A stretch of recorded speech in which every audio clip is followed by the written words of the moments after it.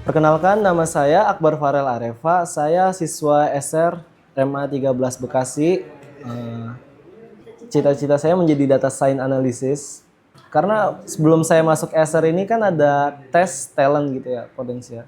Dan dari talent saya yang lihat itu, saya lebih condong ke bidang explorer, strategizer, kemudian analyzer. Gitu. Kayak misalkan Oke, boleh. kayak misal data sama dengan satu. Habis Jadi itu, yang kamu penting apa?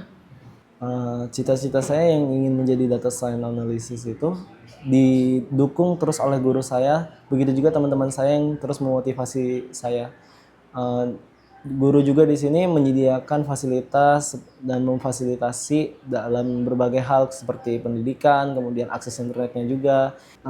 Jadi untuk menggapai impian saya terus mempelajari hal-hal yang saya butuhkan ke depannya. Seperti saya mempelajari dasar pemrograman, algoritma, kemudian saya juga mengikuti ekstrakurikuler robotik yang membantu perkembangan diri saya. Di SR ini juga semua itu tidak ada yang memiliki status senioritas atau apa gitu. Jadi semuanya sama rata. Karena di SR ini dengan kata-katanya yaitu cerdas bersama, tumbuh setara. IMF memperingatkan perekonomian dunia kini mulai bergeser menuju skenario yang lebih buruk seiring berlanjutnya konflik geopolitik di Timur Tengah. IMF pun menegaskan bahwa negara berkembang paling terdampak oleh krisis ini, di mana negara berkembang lebih rentan terhadap lonjakan harga minyak, pelemahan mata uang, dan arus modal yang tidak stabil. Dana Moneter Internasional memangkas proyeksi pertumbuhan ekonomi global akibat lonjakan harga energi yang dipicu perang di Timur Tengah. Namun lembaga tersebut memperingatkan perekonomian dunia kini sudah mulai bergeser menuju skenario yang lebih buruk seiring gangguan berkelanjutan pada jalur pelayaran strategis Selat Hormuz. IMF memaparkan 3 skenario pertumbuhan ekonomi global, yakni skenario dasar, skenario buruk, dan skenario ekstrim yang semuanya bergantung pada perkembangan perang. Dalam skenario terburuk, ekonomi global diperkirakan berada di ambang resesi dengan harga minyak rata-rata mencapai $110 Amerika per barel pada 2026 dan $125 Amerika per barel pada 2027. Dalam proyeksi dasar yang digunakan IMF untuk World Economic Outlook, konflik diasumsikan hanya berlangsung singkat dan harga minyak kembali normal pada paruh kedua 2026 dengan rata-rata sekitar $82 per barel. Dalam skenario buruk, konflik yang lebih panjang akan menjaga harga minyak di sekitar $100 tahun ini dan $75 pada 2027 dengan pertumbuhan ekonomi global melambat menjadi 2,5% dari 3,4% pada 2025. Dalam skenario ekstrim, konflik yang berkepanjangan akan mendorong harga minyak melonjak dan menciptakan guncangan pasar keuangan global. Pertumbuhan ekonomi dunia bisa turun hingga 2%, level yang oleh IMF disebut sebagai hampir resesi global. IMF mencatat pertumbuhan di bawah level tersebut hanya terjadi 4 kali sejak 1980, termasuk krisis keuangan 2009 dan pandemi COVID-19 pada 2020. IMF menegaskan bahwa negara berkembang paling terdampak oleh krisis ini dengan pertumbuhan turun menjadi 3,9% pada 2026. Negara-negara ini lebih rentan terhadap lonjakan harga minyak, pelemahan mata uang, dan arus modal yang tidak stabil. Dampak terbesar terjadi di kawasan Timur Tengah dan Asia Tengah yang diproyeksikan hanya tumbuh 1,9% pada 2026 akibat gangguan infrastruktur dan penurunan ekspor energi. Berbagai sumber IDX Channel.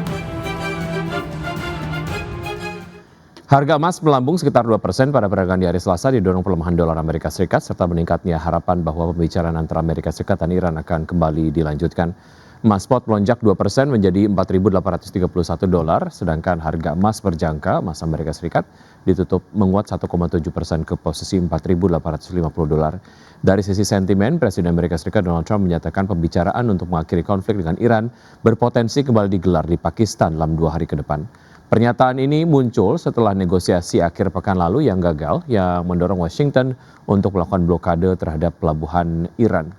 Analis menilai arah pergerakan harga emas dalam waktu dekat akan sangat bergantung kepada perkembangan perundingan tersebut. Kombinasi depresiasi dolar dan kejatuhan harga minyak saat ini juga turut menopang harga emas.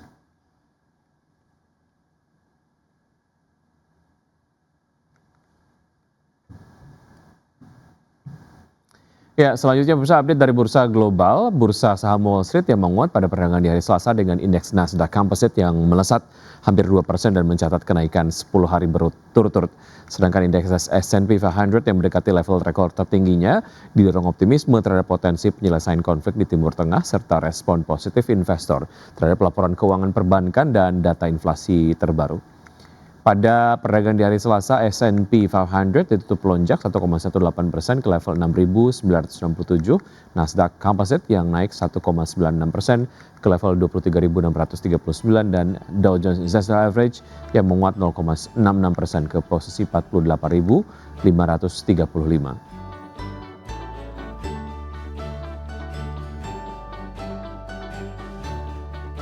Ya, sementara itu bursa saham Eropa berakhir di level tertinggi dalam lebih dari 1 bulan dan didorong oleh optimisme investor terhadap kemungkinan dimulainya kembali pembicaraan damai Timur Tengah meski LVMH dan sejumlah perusahaan besar lainnya memperingatkan dampak negatif konflik terhadap kinerja bisnis.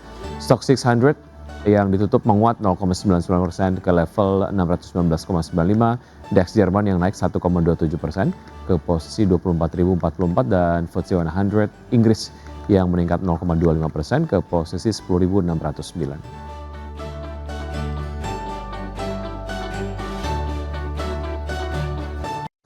PT Indika Energi Tbk mengintip peluang perbaikan kinerja pada tahun 2026. Ya, tak hanya memanfaatkan pemulihan harga batu bara, perseroan juga makin aktif mendiversifikasi bisnis. Head of Corporate Communications Indika Energi, Ricky Fernando, mengatakan prospek kinerja perseroan diperkirakan akan lebih stabil pada 2026, seiring dengan pergerakan harga batu bara yang lebih kondusif meski tetap volatile. Perseroan menargetkan dapat memproduksi batu bara sebanyak 30,3 juta ton pada tahun ini.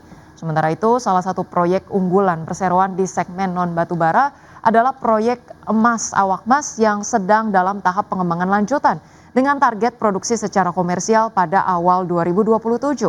Selain itu, perseroan juga terus memperluas ekosistem kendaraan listrik secara terintegrasi yang mencakup motor listrik, kendaraan listrik komersial, serta distributor bus listrik dan armada truk listrik untuk sektor pertambangan. Untuk itu, perseroan menyiapkan belanja modal sebesar 380,4 juta dolar pada 2026 yang sebagian besar dialokasikan untuk pengembangan proyek awak emas, penguatan bisnis kendaraan listrik, hingga pengembangan bisnis logistik.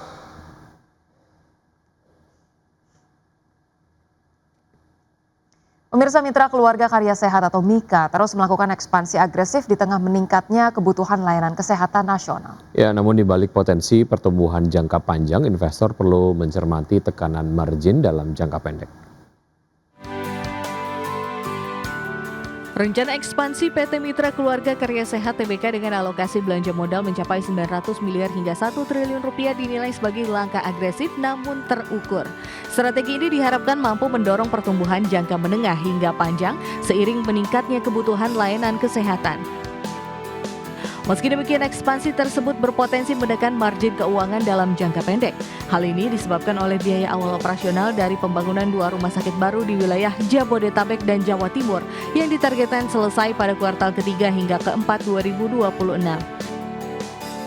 Kontribusi pendapatan dari rumah sakit baru diperkirakan masih terbatas pada 2026 namun akan mulai signifikan pada 2027 hingga 2028 seiring peningkatan jumlah pasien dan utilisasi. Pembiayaan ekspansi yang berasal dari kas internal juga menunjukkan kuatnya likuiditas dan rendahnya risiko keuangan perusahaan. Berbagai sumber IDX Channel.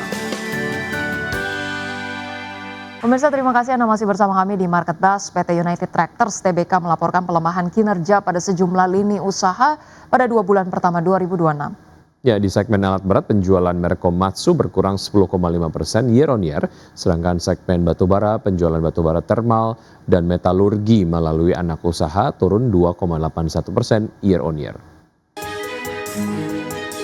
PT United Tractors Tbk menunjukkan tren pelemahan kinerja pada sejumlah lini usaha pada 2 bulan pertama 2026. Penjualan alat berat merek Komatsu yang didistribusikan perseroan berkurang 10,5% year on year dari 917 unit pada Januari dan Februari 2025 menjadi 869 unit pada Januari dan Februari 2026. Mayoritas penjualan alat berat per Februari 2026 ditujukan ke sektor pertambangan dengan porsi 49%, setelah itu diikuti oleh segmen kehutanan, konstruksi, dan agro.